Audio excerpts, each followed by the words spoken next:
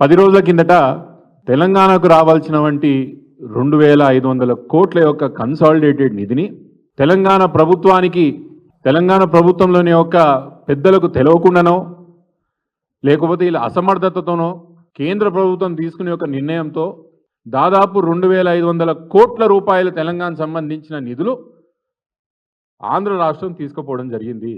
దీని ముఖ్యంగా నేను ఇక్కడున్న మీడియా సోదరులకు, తెలుగు మీడియాలో ఉన్న, హైదరాబాద్లో ఉన్న తెలుగు మీడియాకు సంబంధించిన ప్రతినిధులకే కానీ యాజమాన్యాలకే కానీ ఇన్ని సంవత్సరాల నుంచి మీరు ఈ ప్రాంతంలో మీ కార్యాలయాలు నడుపుతున్నారు, ఇన్ని సంవత్సరాల నుంచి ఈ ప్రాంతంలో మీ యొక్క ఆఫీస్లే కానీ మీ యొక్క న్యూస్ ఛానల్సే కానీ ఆఫీస్లే అని నడుపుతున్నారు.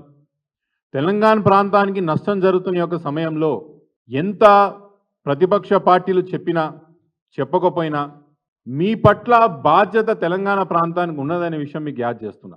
ఈ యొక్క సమాచారం కన్సాలిడేట్ నిధులు ఏదైతే ఆంధ్ర ప్రాంతానికి తెలంగాణ నుంచి పోయిందన్నదో ఒక నష్టం బీఆర్ఎస్ పార్టీ కాదు, లేదా కొంతమందికి జరిగిన నష్టం కాదు. ఇది తెలంగాణ ప్రాంతానికి మొత్తానికి జరిగిన నష్టం.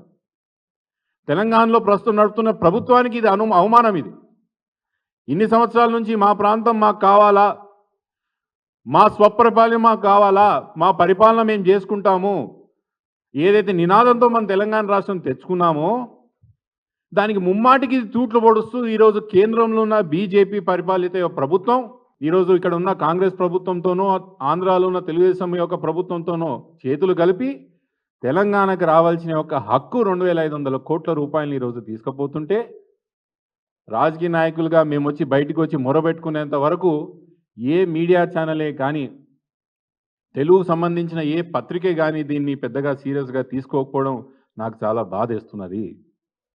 10 సంవత్సరాల నుంచి ఈ సమస్య నడుస్తున్నది.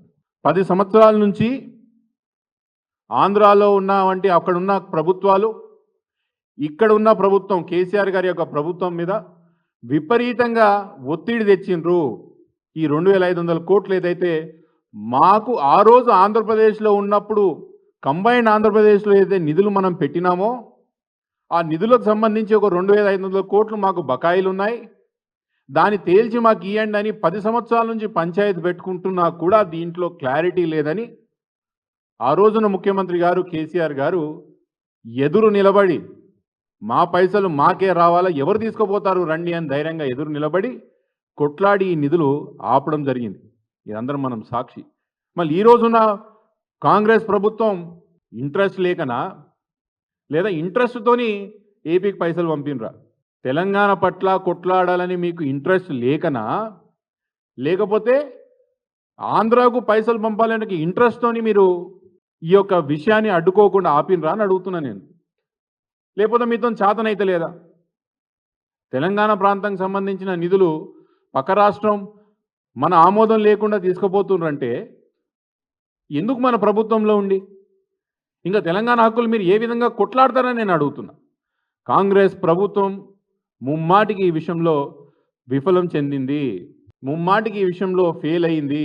తెలంగాణ ప్రాంతం యొక్క హక్కులే కానీ తెలంగాణ ప్రాంతానికి రావాల్సిన యొక్క నిధులు రాబట్టడంలో కాంగ్రెస్ పార్టీ ముమ్మాటికి ఇక్కడ ఫెయిల్ అయిందనే విషయం మనం చెప్పక తప్పదు.